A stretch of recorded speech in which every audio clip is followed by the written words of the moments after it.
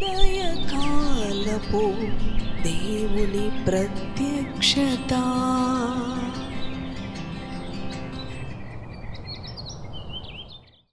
Praise the Lord. Hallelujah. ప్రభునందు ప్రియ దేవుని బిడలారా, ప్రభు యొక్క అత్యంత కృపను బట్టి మరి ఒక ఉదయకాల దేవుని ప్రత్యక్షపు వాక్కులోనికి వచ్చి ఉన్నాము. ఆయన ప్రత్యక్షపు వాక్కు మన జీవితాలకు నెమ్మదిని కలుగచేస్తూ ఉన్నది, సమాధానమును కలుగచేస్తూ ఉన్నది, విడుదలను కలుగచేస్తూ ఉన్నది. కనుక ఏ పరిస్థితులను బట్టి చింతించక, భయపడక, కలవరపడక దేవుని వాక్యమునందు విశ్వాసం ఉంచుదాం. మన పరిస్థితులను మార్చుకుందాం. రండి, పరిశుద్ధ గ్రంథాలను తెరిచి కీర్తనలు గ్రంథము 91వ అధ్యాయము 15వ వచనమును ధ్యానం చేసుకుందాము. అతడు నాకు మొరపెట్టగా నేనతనికి ఉత్తరమిచ్చేదను, శ్రమలో నేనతనికి తోడై ఉండేదను, అతన్ని విడిపించి అతన్ని గొప్ప చేసేదను. హల్లెలూయా. దేవునికి స్తోత్రం. ప్రభునందు ప్రియ దేవుని బిడలారా, ఈ ఉదయకాలం ప్రభు మనతో మాట్లాడుతూ ఉన్నాడు. అతడు నాకు మొరపెట్టగా నేను అతనికి ఉత్తరం ఇచ్చేదను అంటూ ఉన్నాడు. అవును, దేవుని సన్నిధిలో ప్రార్థించే అనుభవం మనము కలిగి ఉన్నామా? ప్రభు అంటున్నాడు, నాకు మొరపెట్టుము, నేను నీకు ఉత్తరం ఇస్తాను అంటూ ఉన్నాడు. ఆయనకు యథార్థవంతుల ప్రార్థన ఆయనకు ఆనందాన్ని కలుగ చేస్తా ఉంది. నన్ను శ్రద్ధగా వెతికే వారికి నేను సమీపముగా ఉంటానంటూ ఉన్నాడు. ప్రియ దేవుని బిడ్డ, అవును, మనుషుల దగ్గరికి వెళ్ళి మొరపెట్టడం కన్నా మన ప్రభువు, మన రక్షకుడు, మన విమోచకుడైన మన తండ్రి దగ్గర మొరపెట్టుకున్నప్పుడు ఆయన మనకు జవాబిచ్చే దేవుడుగా ఉన్నాడు. అవును ప్రియ దేవుని బిడలారా, ఆయన మనకు జవాబిస్తూ అంటూ ఉన్నాడు, శ్రమలో నేను అతనికి తోడై ఉండేదను, అతన్ని విడిపించి అతన్ని గొప్ప చేసేదను అంటూ ఉన్నాడు. ఇంకెందుకు నీకు భయం? ఇంత శక్తి కలిగిన దేవుని వాగ్దానం ఈ ఉదయకాలం ప్రభు నీతో మాట్లాడుతూ నీకిస్తూ ఉండగా ఏ పరిస్థితులను బట్టి భయపడక, చింతించక దేవునికి ప్రార్థించుట నేర్చుకుందాం. దేవుని సన్నిధిలో మొరపెట్టుట నేర్చుకుందాం. ప్రార్థన ఎంతో విలువైనది ప్రియ దేవుని బిడ్డ. మన ప్రభు ఎప్పుడు తన బిడ్డలు తనకొచ్చి మొరపెట్టుకుంటారు, తనతో మాట్లాడుతారు, తనతో ముచ్చటిస్తారు. అవును ప్రియ దేవుని బిడ్డలారా, మన ప్రభువుని అనుదినము, అనుక్షణము మన మదిలో కోరేవారముగా, ఆశించేవారముగా, ఎప్పుడెప్పుడు నా తండ్రి దగ్గరికి వెళ్ళి ఆయనను చూడాలి, ఆయనతో ముచ్చటించాలి, ఆయనకు మొరపెట్టుకోవాలి అని ఆశతో ఉండాలని ప్రభు కోరుకుంటా ఉన్నాడు. నీ శ్రమలన్నీ చూచే దేవుడు. ఆయన అంటూ ఉన్నాడు కదా, అతన్ని విడిపించి అతన్ని గొప్ప చేస్తాను, అతని శ్రమలన్నిటి నుంచి అతన్ని నేను విడిపిస్తాను, తోడుగా ఉంటాను అంటూ ఉన్న దేవుడు. ప్రియ దేవుని బిడ్డ, ఏ మనుషుడు శ్రమలో తోడుగా ఉండడు. ఏ మనుషుడు కూడా శ్రమలో నేనున్నాను నీతో అని అవును ముందుకి రాడు ప్రియ దేవుని బిడ్డ. అప్పుడు వరకు ప్రాణాతి ప్రాణంగా ప్రేమించే స్నేహితులు అవ్వచ్చు, బంధువులు అవ్వచ్చు, సొంత వారు అవ్వచ్చు, అవును శ్రమలలో, అవును ప్రియ దేవుని బిడలారా, హీన దశలో, బలహీన పరిస్థితులలో మనతో ఉండేది మన ప్రభువు. నమ్మకంగా ఆయన మనతో ఉంటాడు. శ్రమలో నేను అతనికి తోడై ఉండేదను అంటూ ఉన్నాడు.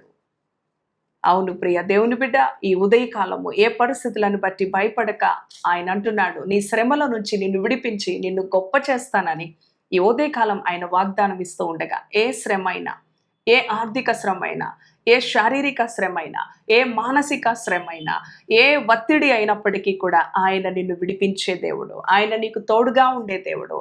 నీవు ప్రార్థించు, ఆయన నేనున్నాను అని ఆయన నీకు వాగ్దానం ఇస్తా ఉన్నాడు. నేను నీకు తోడుగా ఉన్నాను. ప్రియ దేవుని బిడ్డ, నేను ఒంటరిగా పోరాడుతున్నాను, నా పరిస్థితి ఎవరు చూడటలేదు, నాతో ఎవరు లేరు అని ఒకవేళ నీలో నీవు కుమిలిపోతూ ఉంటే ఈ ఉదయకాలం ప్రభు నీతో మాట్లాడుతూ ఉన్నాడు.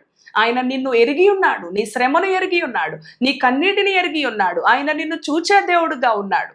నిన్ను ద్వేషించే వారిని చూస్తా ఉన్నాడు, నిన్ను విడిచిపెట్టిన వారిని చూస్తా ఉన్నాడు. ఆయన నీ శ్రమను చూస్తా ఉన్నాడు. సమస్తాన్ని ఎరిగిన దేవుడు అంటూ ఉన్నాడు, అతన్ని విడిపించి అతన్ని గొప్ప చేసేదను.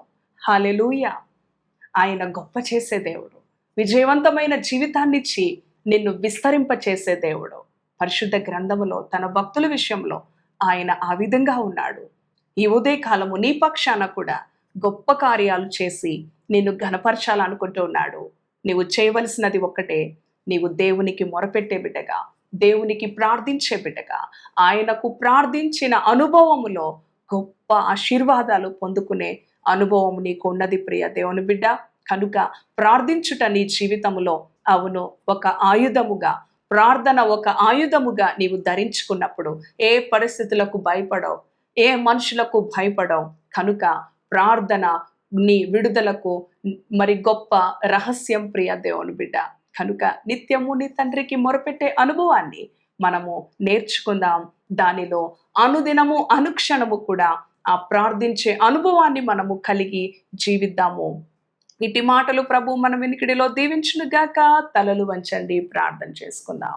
దయగలిగిన తండ్రి, పరిశుద్ధుడా, నీ పరిశుద్ధ నామానికి వందనాలు. అవును ప్రభు, ఆ కీర్తనలు 91వ అధ్యాయము 15వ వచనం, అతడు నాకు మొరపెట్టగా నేను అతనికి ఉత్తరం ఇచ్చేదను, శ్రమలో నేను అతనికి తోడై ఉండేదను, అతన్ని విడిపించి అతన్ని గొప్ప చేసేదనని ఈ ఉదయకాలము నీ ప్రియబిడ్డలను దర్శించారు, ఆదరించారు, ధైర్యపరిచారు, నెమ్మది దయచేశారు. నీకు కృతజ్ఞతలు.